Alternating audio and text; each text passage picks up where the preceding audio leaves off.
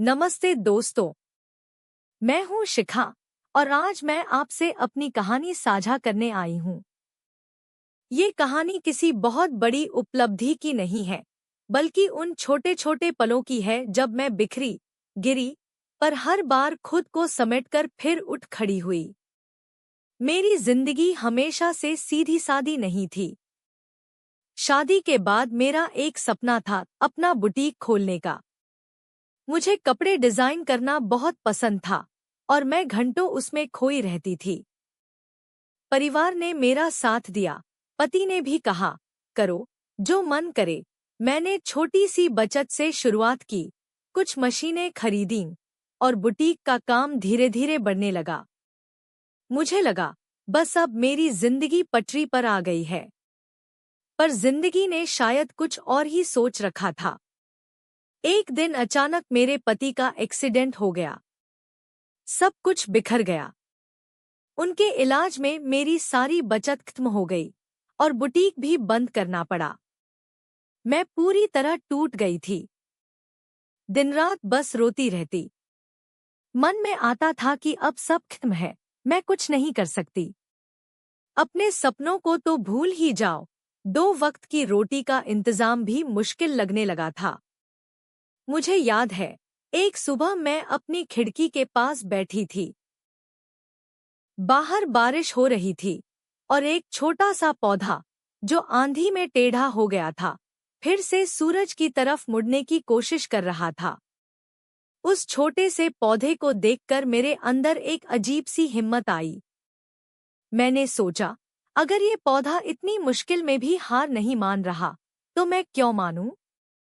मैंने अपने आंसू पोंछे और फैसला किया कि मैं फिर से शुरुआत करूंगी। मेरे पास पैसे नहीं थे, कोई बड़ा सहारा नहीं था, पर मेरे पास हुनर था और उससे भी बड़ी बात, मेरे पास एक जलती हुई उम्मीद थी।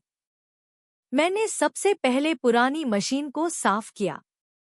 दिन भर घर के काम करती, पति का ख्याल रखती और रात को जब सब सो जाते, तो मैं अपनी मशीन पर बैठ जाती।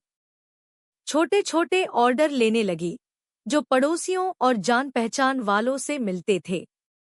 कभी-कभी नींद पूरी नहीं होती थी, पर अपने हाथ से बनाए हुए कपड़ों को देखकर जो खुशी मिलती थी, वो मेरी सारी थकान मिटा देती थी।